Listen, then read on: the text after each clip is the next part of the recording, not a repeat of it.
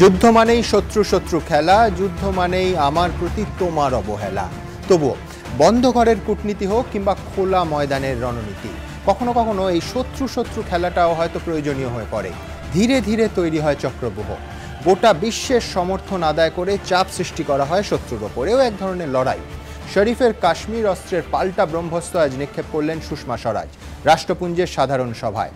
ভারত যে সীমান্তের থেকেও কূটনৈতিক রণক্ষেত্রেই পাক বিরোধিতা চালাতে চাইছে তা আগেই স্পষ্ট করে দিয়েছিলেন প্রধানমন্ত্রী। এরই মধ্যে সিন্ধু জলবন্টন চুক্তি নিয়ে আজকে বৈঠক সারলেন মোদি, সেদিকেও আমাদের নজর থাকবে। কিন্তু তার আগে দেখব কূটনীতির অস্ত্রে শান দিয়ে সুষমা স্বরাজ ঠিক কী বললেন আজকে রাষ্ট্রপুঞ্জে। आतंकवाद मानवाधिकारों का सबसे बड़ा उल्लंघन है, क्योंकि वो निर्दोष लोगों को निशाना बनाता है, बेगुनाहों को मारता है। वो किसी व्यक्ति या देश का नहीं बल्कि मानवता का अपराधी है। और उसके बाद देखना होगा कि इन आतंकवादियों को पनाह देने वाले कौन कौन हैं। आतंकवादियों का न तो कोई अपना बैंक है, न हथियारों की फैक्ट्रियां, तो कहां से उन्हें धन मिलता है। इसलिए अब अपना या पराया, मेरा या दूसरे का आतंकवादी कहकर हम इस जंग को नहीं जीत पाएंगे। पता नहीं ये दैत्य किस समय किस तरफ का रुख कर लेगा।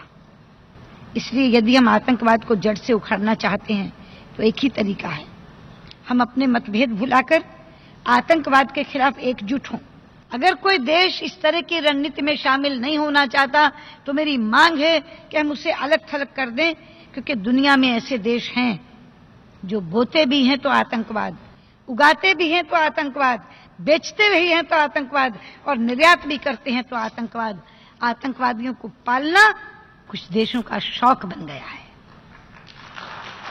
ऐसे शौकीन देशों की पहचान करके उनकी जवाबदेही सुनिश्चित की जानी चाहिए, और ऐसे देशों को भी चिन्हित करना चाहिए जहां संयुक्त राष्ट्र द्वारा प्रतिबंधित आतंकवादी सरेआम जलसे कर रहे हैं, प्रदर्शन निकालते हैं, जहर उगलते हैं और उनके ऊपर कोई कार्रवाई नहीं होती।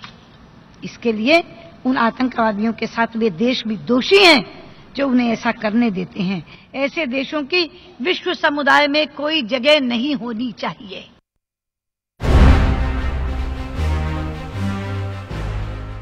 21 तारीख को इसी मंच से पाकिस्तान के प्रधानमंत्री ने भारत के संबंध में 2 बातें कही, जिनका जवाब देना चाहूंगी। एक तो उन्होंने कहा कि मेरे देश में मानवाधिकार का उल्लंघन हो रहा है। मैं कहना चाहूंगी कि जिनके अपने घर शीशे के हों उन्हें दूसरों पर पत्थर नहीं फेंकने चाहिए। जरा एक बार बगल में झांक कर देख लें क्या हो रहा है बलूचिस्तान में, और वो खुद क्या कर रहे हैं वहां।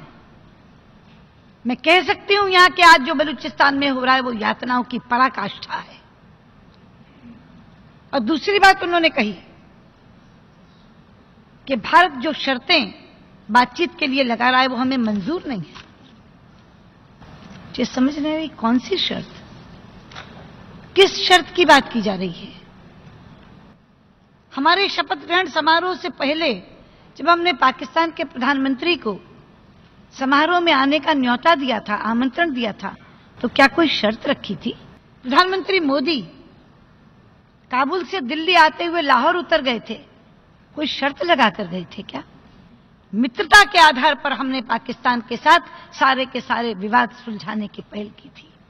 हमने 2 बरस में मित्रता का वो पैमाना खड़ा किया जो उससे पहले कभी नहीं था। लेकिन हमें मिला क्या बदले में। पठानकोट, उरी, बहादुर अली। हम शर्तें लगा रहे हैं या आप दूसरी नीयत दिखा रहे हैं।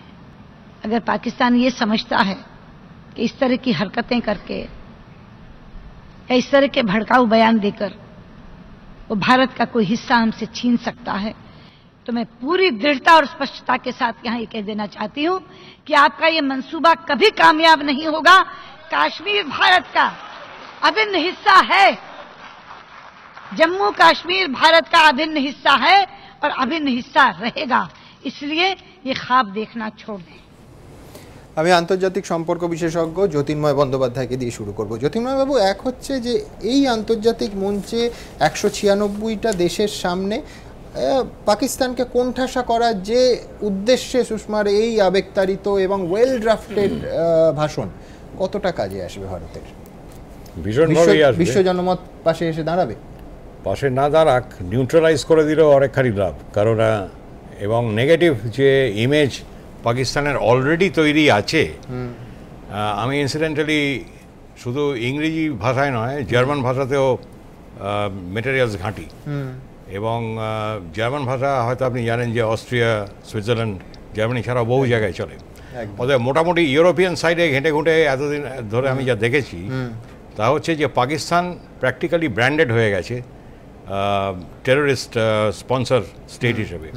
তার কারণ ইউরোপিয়ানরা নিজেরাই ভুক্তভোগী, আমেরিকাও ভুক্তভোগী এই 9/11 এবং এই যে ব্রাসেলস। আমরা যে অংশটা দেখালাম তার শুরুর অংশ, এই শুরুই করলেন যে এক হচ্ছে 9/11-র সঙ্গে রিলেট করে দিলেন, দুই হচ্ছে যে প্যারিস, ব্রাসেলস, টার্কি এই সমস্ত সন্ত্রাসবাদের সঙ্গে উড়ি এবং পাঠানকোটকে মেশালেন, এই দিয়েই বক্তৃতা শুরু করলেন সুষমা।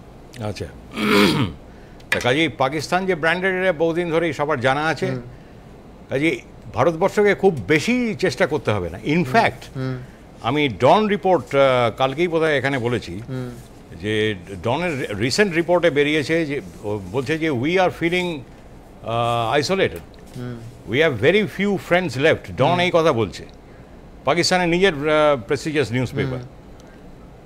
কারণ এবং যেহেতু আমেরিকার ওপর অনেক ভরসা করেছিল পাকিস্তান, আমেরিকা এবার মানে কাউন্টার অ্যাটাক করতে আরম্ভ করেছে, ইন দ্য সেন্স যে কংগ্রেস ওদের F-8টা F-16 ফাইটার জেটস ওদের আসবার কথা ছিল, আর অ্যাজ ইউজুয়াল পাকিস্তানের পয়সা নেই, আমেরিকা যা বলে থাকে যে ঠিক আছে আস্তে আস্তে পে করো।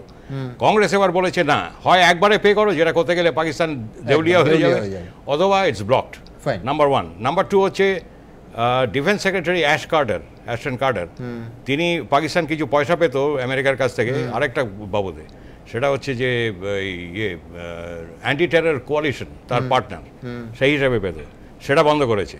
3 নম্বর হচ্ছে HR 6069 যে রেজলিউশন, যে একটা বিল ঢুকেছে পাস করার জন্য কংগ্রেসে, যে পাকিস্তানকে একেবারে terrorist designated terrorist sponsor state হিসেবে ডেজিগনেট করা হোক।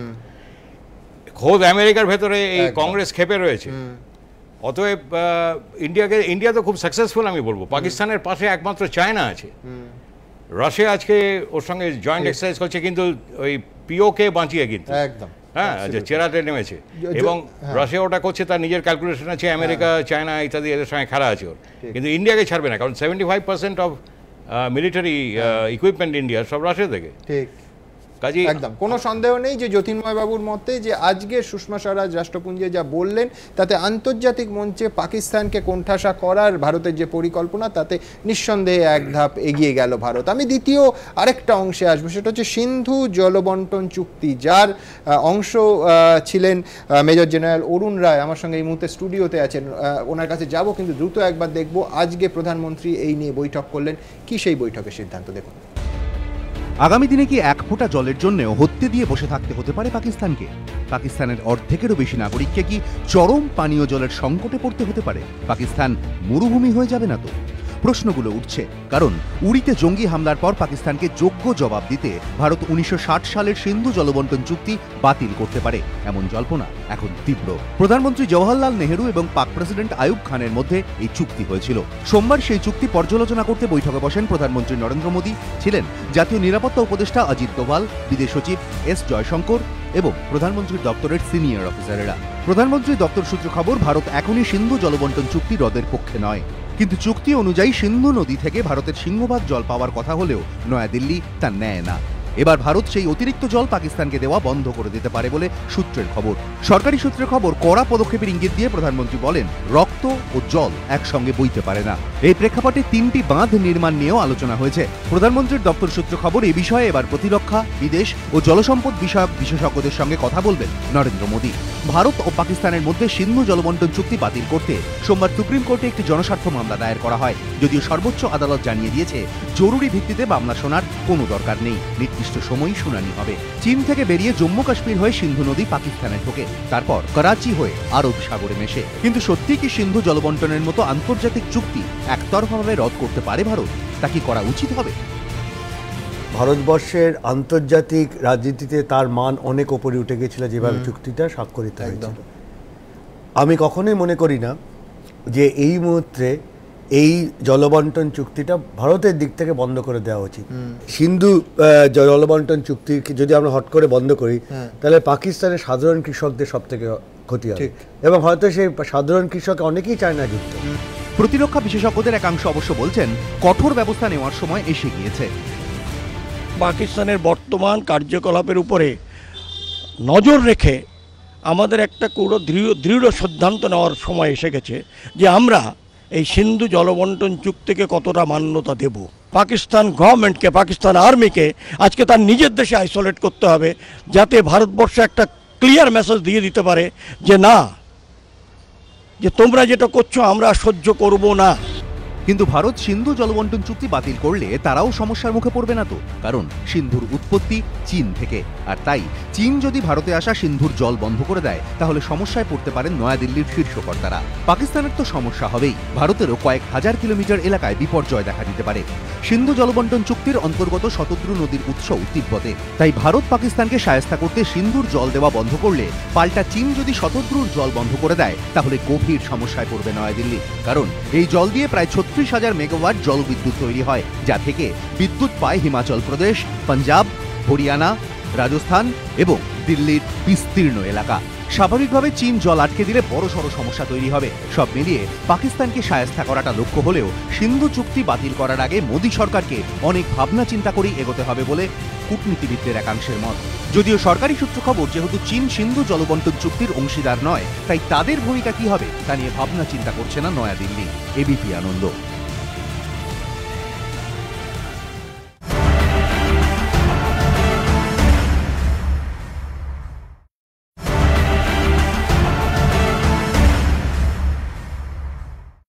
মেজর জেনারেল অরুণ রায়ের কাছে আসবো। যেহেতু আপনি বহু বছর জলবন্টন চুক্তির একটা অংশ ছিলেন, আমার দুটো স্পেসিফিক প্রশ্ন। এক, আন্তর্জাতিক ক্ষেত্রে ভারতের যে ভাবমূর্তি সেটা নষ্ট হবে কিনা, আর যেটা বলা হচ্ছে একটা যুদ্ধ আবহতে যে বাঁধ তৈরি করে, পরিকাঠামো তৈরি করে জল আটকে দেওয়া হবে, একটা পাহাড়ি এলাকা, এটা কি সহজ কাজ?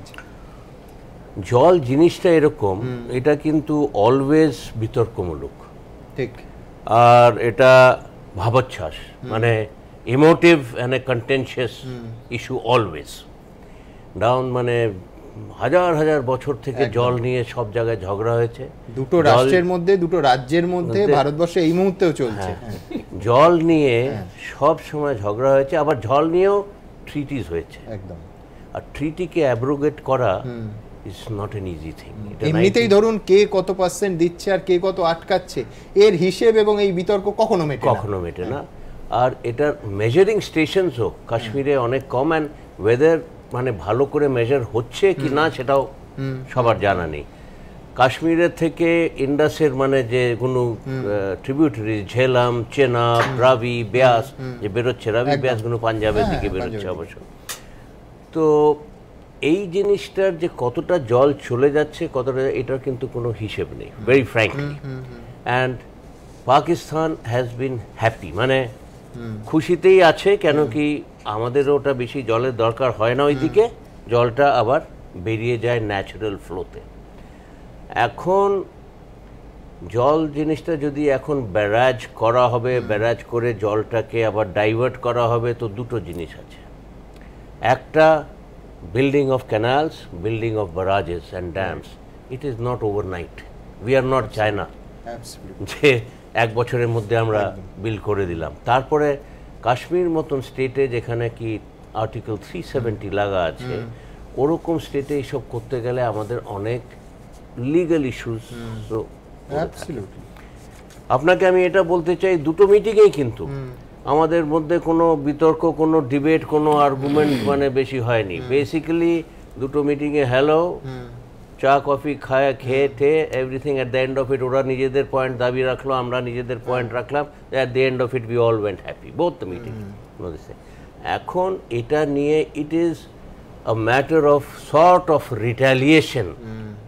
এই যে উড়িটা হয়েছে, এটা নিয়ে রিটালিয়েট কি করা, রিটালিয়েটের কোনো মানে পলিটিক্যাল ডিপ্লোম্যাটিক ভালো করে আমরা না পেয়ে we have turn to water.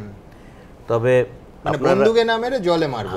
আপনারাদেরকে এখন এটা বলে দিই যে lots of water has been going on, সত্যিকারেই কিন্তু আমরা যদি পুরো জলটা না দিই আর এক্স্যাক্টলি মেজারমেন্ট করে যত ওদের ডিউ ওদের দিই আর আমরা ওইটা হয়তো ওদের একটু কষ্ট হবে, কিন্তু তার পরিকাঠামোটা ভারতের পক্ষেও সহজ নয়। বাট জলের বিষয়ে আমি আপনাকে এই জন্য বলতে চাই কি it will not create a very major problem for Pakistan either. China কিছুই করতে পারবে না। আমি একটা জিনিস আর একটা মানে কারেন্টলি একটা বলছি, আপনি জল রেখেছেন আমার সামনে, জল তবু আমি বোতলে কিনে খাচ্ছি, দেশে কিন্তু আমাদের জলের কমি নেই, কিন্তু the civic people have not been able to provide drinking water to people, that is why জলের কমি। after all bottled water বিক্রি কেন হচ্ছে? আমি তো দেখছি এক সময় 30 টাকা লেগে যাবে। অ্যাবসলিউটলি। আমি স্বরূপ প্রসাদ বাবুর কাছে আসবো। আমি বলছি যে মোদি যেটা বললেন, আজকে সুষমা যা বললেন, নিঃসন্দেহে এই যে যুদ্ধ একটা জিগির তোলা হচ্ছে, সেখানে রাষ্ট্রনায়কের মতো বক্তব্য আমার মানে অত্যন্ত প্রশংসাযোগ্য এবং সচেতন ভারতবাসী ধন্যবাদ দেবে। কিন্তু এইটাই যখন কংগ্রেস সরকার ছিল, আপনারা বিরোধী আসনে বলতেন, মানে আপনারা তো প্রতি মুহূর্তে এই রাষ্ট্রনায়করা, আজকের রাষ্ট্রনায়করাই বিরোধী নেতা নেত্রী হিসেবে বলতেন যে পাকিস্তানের মধ্যে ঢুকে আক্রমণ চালানো উচিত। তাহলে কি ক্ষমতায় এলে, সরকারে এলে, রাষ্ট্রযন্ত্র চালালে দায়িত্বশীল ভূমিকা পালন করতে হয়? অর্থাৎ এই যে দুর্বল প্রধানমন্ত্রীর, কংগ্রেসী প্রধানমন্ত্রী মনমোহন সিংহকে এত আপনারা আক্রমণ করলেন, মনমোহনের পথটাই সঠিক, সেই পথেই আজকের বিজেপিকে হাঁটতে হচ্ছে? আমার সোজা প্রশ্ন। অটল বিহারী বাজপেয়ী কিন্তু ইন্দিরা গান্ধীর পাশে দাঁড়িয়েছিলেন বাংলাদেশ যুদ্ধের সময়, এবং আপনি যেটা বলছেন তার উত্তরটা বোধহয় এটার মধ্যেই আছে। এবং আজকে ভারতবর্ষে প্রতিক্রিয়া যা এসছে অত্যন্ত নরম প্রতিক্রিয়া, সবাই একসঙ্গে আজকে ভারতবর্ষে আমরা মোটামুটি পলিটিক্যাল স্পেকট্রামে একটা ঐক্যমতে পৌঁছেছি, যেটা পাকিস্তানে আজকে দেখবেন বালুচিস্তান যা কথা বলছে, সিন্ধ যা কথা বলছে, নর্থ ওয়েস্ট ফ্রন্টিয়ার যা কথা বলছে, আর তাদের সরকার যা কথা বলছে, সেটা মিলছে না। সেক্ষেত্রে ভারতবর্ষের একটা চিরন্তন ধারা আছে, রাজনীতির ডায়নামিক্সে চলবে, কিন্তু ভারত যখন আক্রান্ত তখন এটা আমাদের সরল দেশীয় রাজনীতির পাটিগণিতে চলে না।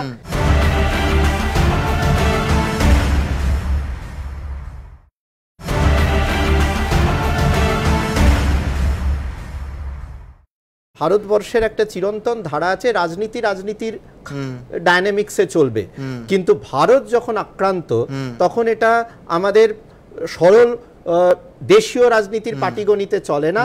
এটা যেরকম ভাবে আমরা দাঁড়িয়েছিলাম কংগ্রেসের পাশে বাংলাদেশ যুদ্ধের সময়, কংগ্রেসকে আমরা চিরকালই ন্যাশনালিস্ট দল হিসেবে মনে করি, তারা তাদের ন্যাশনাল ডিউটি পালন করছে। আমি দ্রুত একবার আপনাকে মনে করিয়ে দিই যে এর আগে বিজেপি নেতাদের অবস্থান কি ছিল, বিরোধী আসনে থাকাকালীন ঠিক তারা কতটা আক্রমণাত্মক ছিলেন। আবার একবার বলবো যে প্রধানমন্ত্রীর যে বক্তব্য, সেটা নিঃসন্দেহে রাষ্ট্রনায়ক হিসেবে তার অবস্থানকে হয়তো সুদৃঢ় করেছে, কিন্তু আগের বক্তব্যগুলো দেখুন।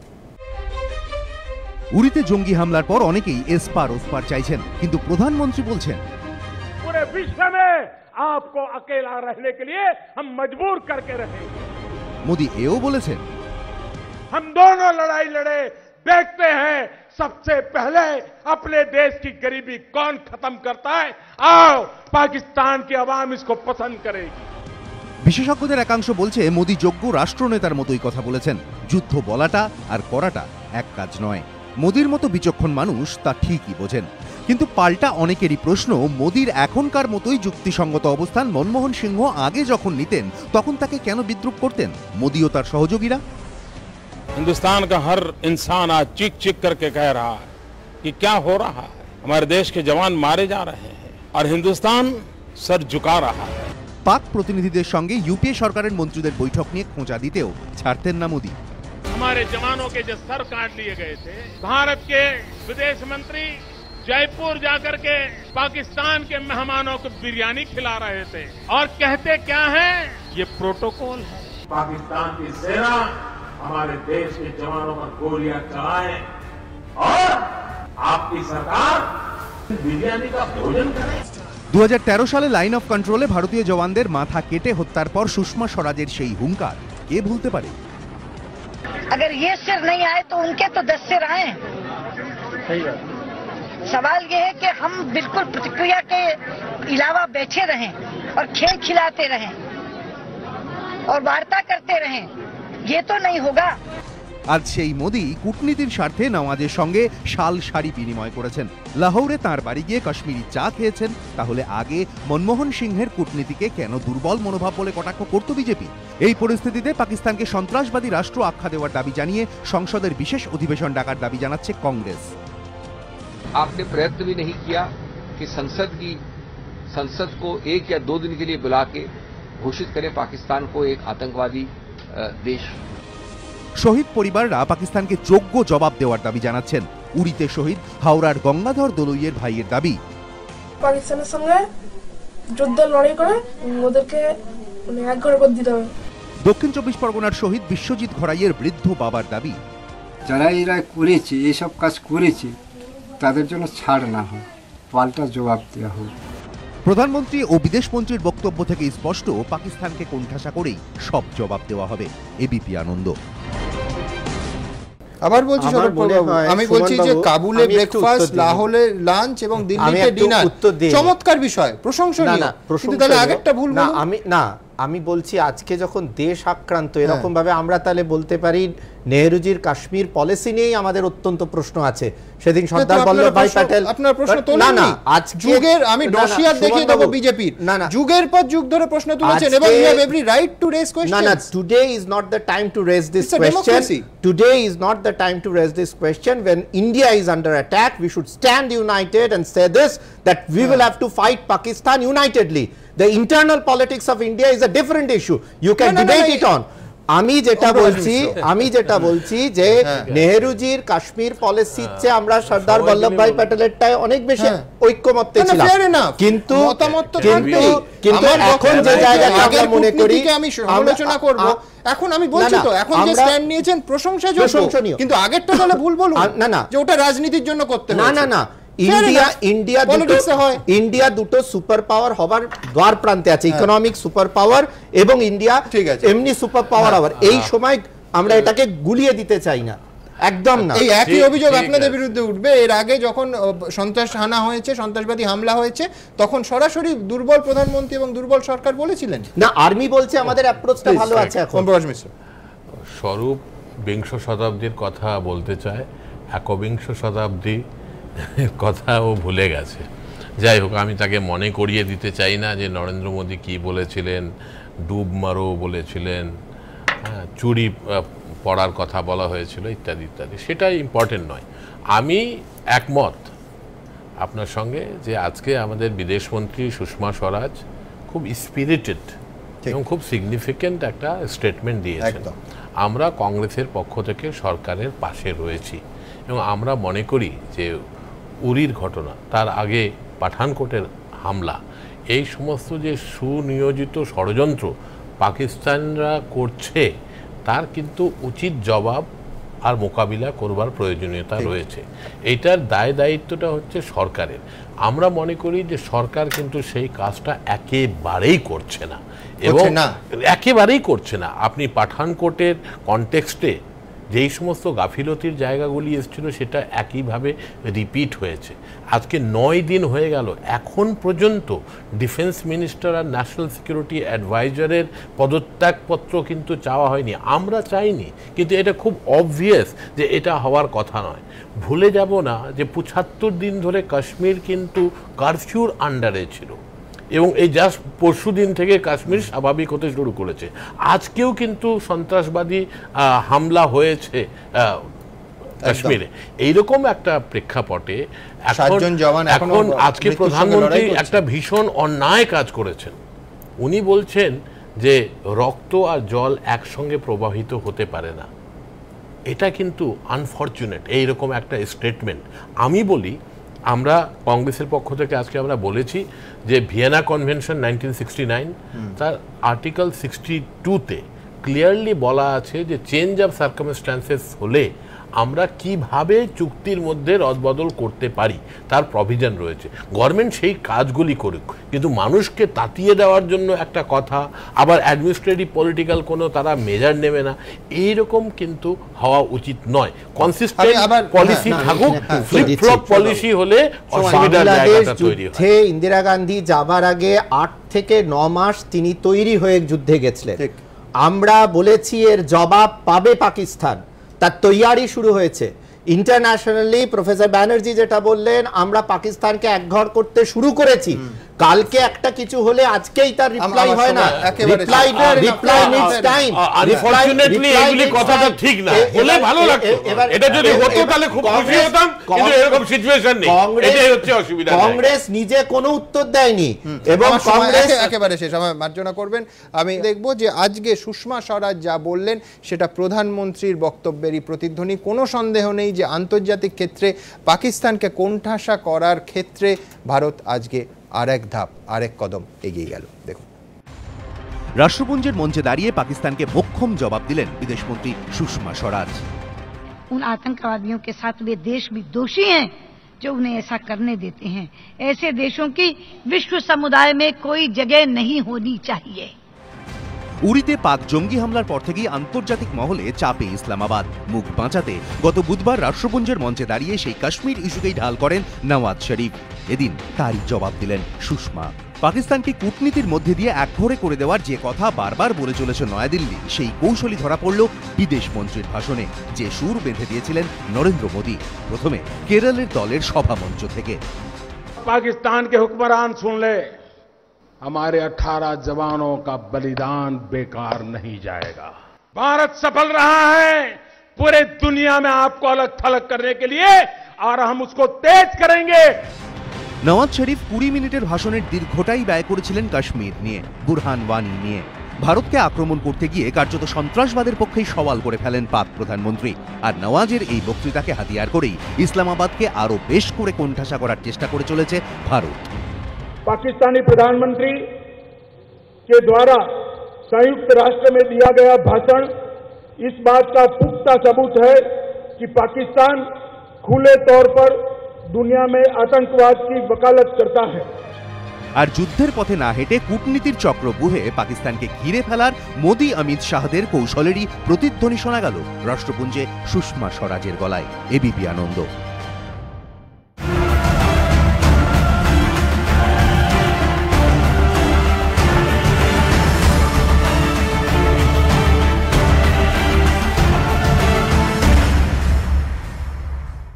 নিবেদন করছে ডালমিয়া ডিএসপি সিমেন্ট, ঢালাই এক্সপার্ট, পাওয়ার্ড বাই খাদিমস ওয়াকিয়ার টপ। সহযোগী নিবেদক সফেদ ডিটারজেন্ট পাউডার, সাফাইকা সুপারস্টার। বিবেকানন্দ হসপিটাল, দুর্গাপুর। আমরা জানি জীবনের মূল্য। ভারত দর্শন আগরবাতি, বাংলার ঘরে ঘরে। Success menswear, dress to win.